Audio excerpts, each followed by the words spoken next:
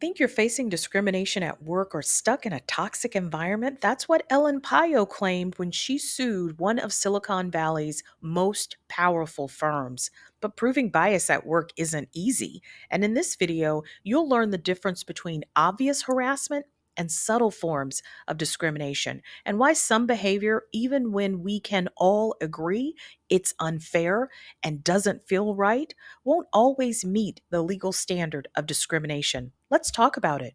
Hi, I'm Harlow Reed, employment lawyer, HR consultant, and creator of the HR Insider. And on this channel, I do more than give my legal opinion.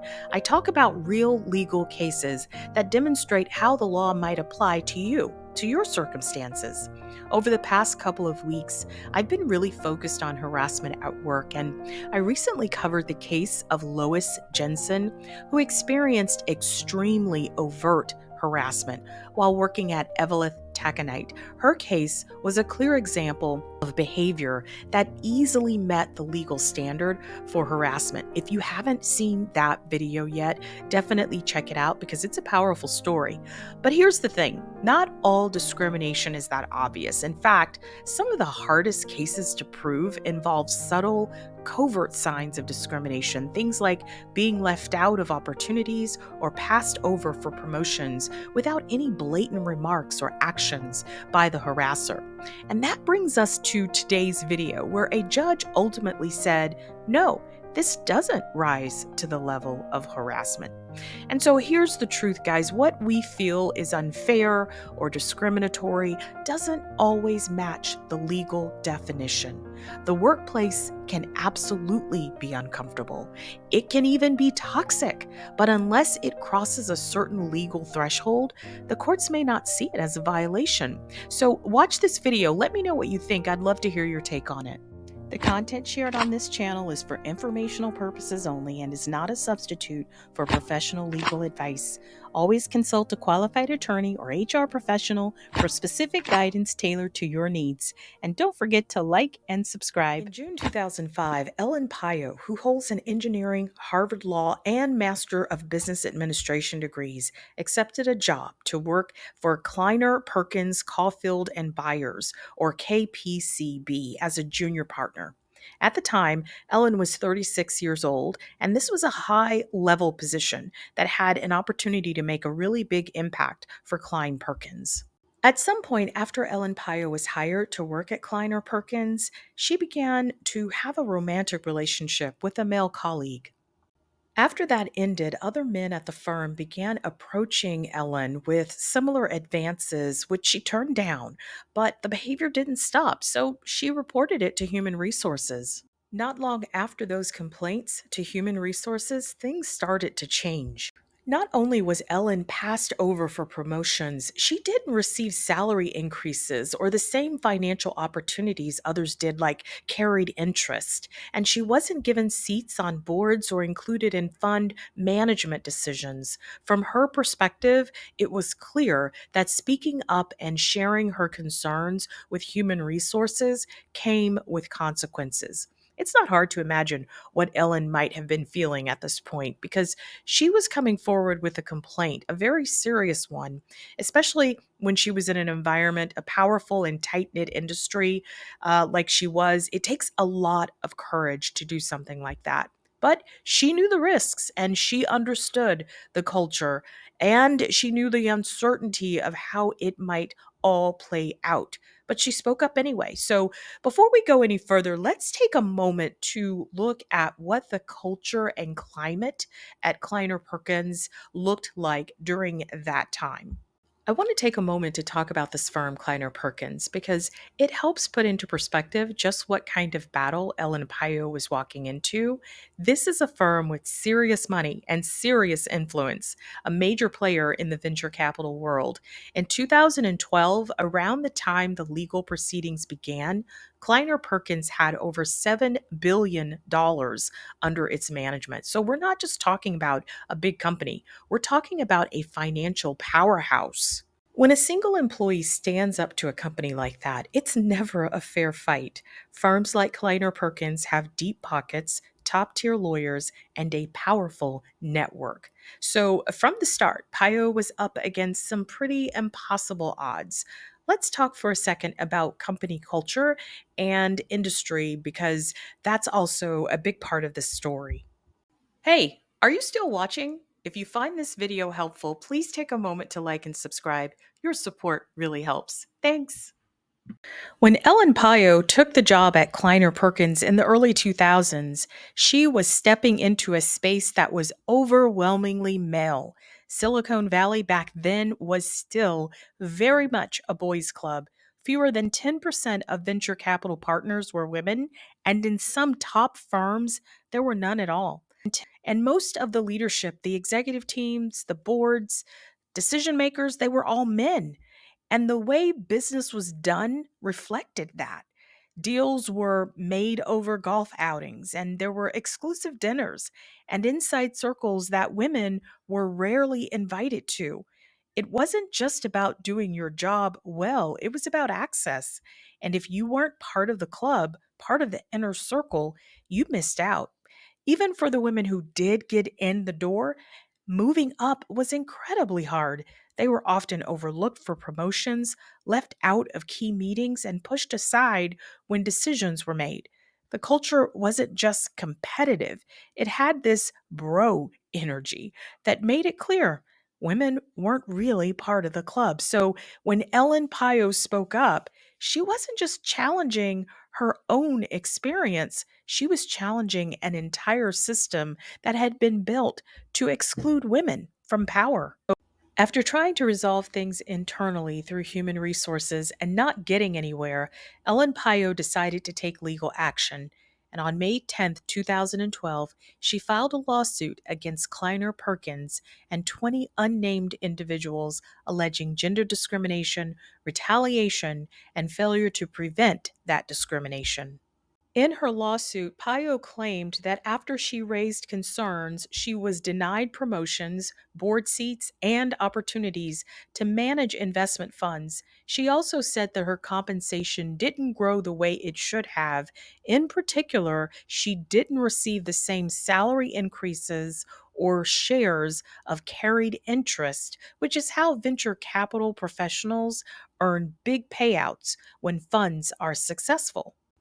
Pio argued that women at the firm, including herself, were consistently given smaller shares of carried interest compared to their male peers, and that men with similar or even worse performance were promoted ahead of women.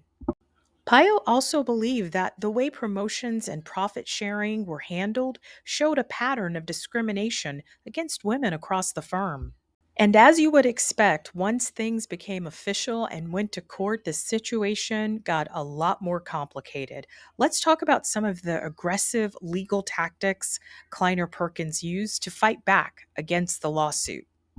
Kleiner Perkins' first legal move was to try and keep the case out of court altogether. They pointed to arbitration agreements that Ellen Pio signed during her time at the company, and they argued that any dispute that was there should be handled privately through arbitration, not publicly in open court or in front of a judge or a jury. If you're not familiar with arbitration agreements or how they work, I break it all down in my video called The Hidden Way Companies Stop You from Suing.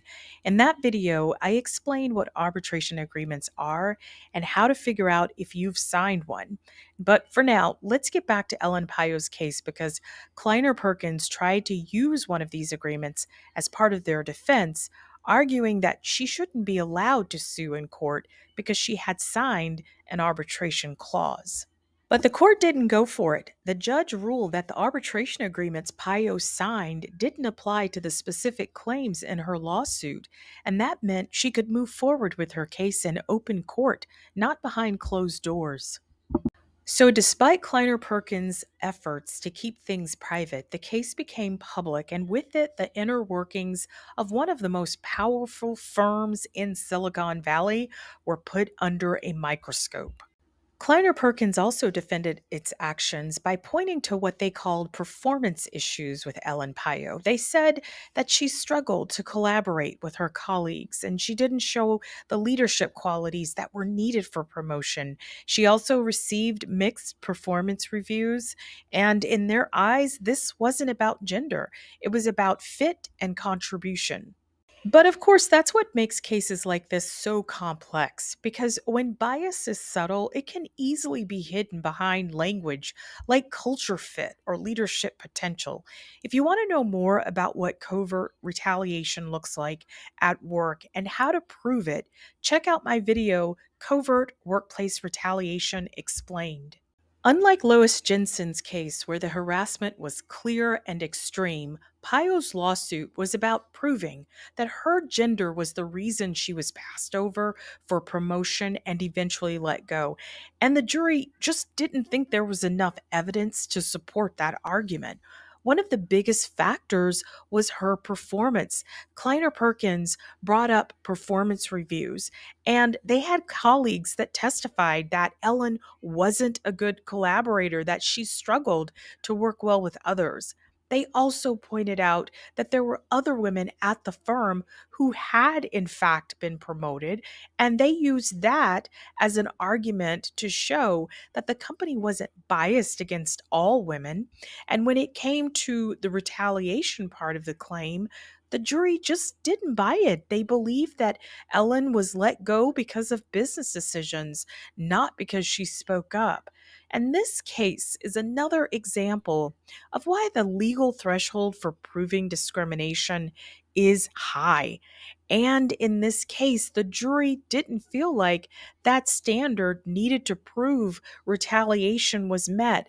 And this is an important point for those of us who are working in the workplace to understand that even though we may feel like our environment and some of the things that we are experiencing is unfair or unreasonable, to have evidence that what you have experienced is consistent with discrimination, you have to have substantial evidence, pattern of data that shows over a period of time that this discrimination that has occurred is systemic. Even though Ellen lost her case, she sparked a movement. There have been lots of conversations about gender bias in tech, and that conversation exploded because of this case. It led to more scrutiny on hiring, promotions, and diversity initiatives. Silicon Valley companies started reviewing their policies on gender equality. And although Ellen Pao's case didn't directly lead to a policy change, it was part of a larger wave of awareness around gender bias in compensation and advancement. In fact, just a few years later, in 2016, the EEOC began requiring certain employers to submit pay data and have it broken down by race and gender, something they had never done before. It was a clear sign that government was starting to look more closely at systemic inequality, not just individual complaints. Ellen went on to become CEO of Reddit, where she enacted policies against workplace harassment. Lois Jensen's case was extreme, with undeniable harassment that met the legal threshold. Ellen Pao's case, not so much. It tackled a different problem, proving workplace bias when it isn't overt. And that's a much harder fight. What do you think? Do you believe gender bias is still an issue in promotions and hiring today? Let me know your thoughts in the comments. If you want to learn more about workplace rights, check out my harassment prevention videos. And don't forget to like, subscribe, and hit that notification bell for more insights on workplace law.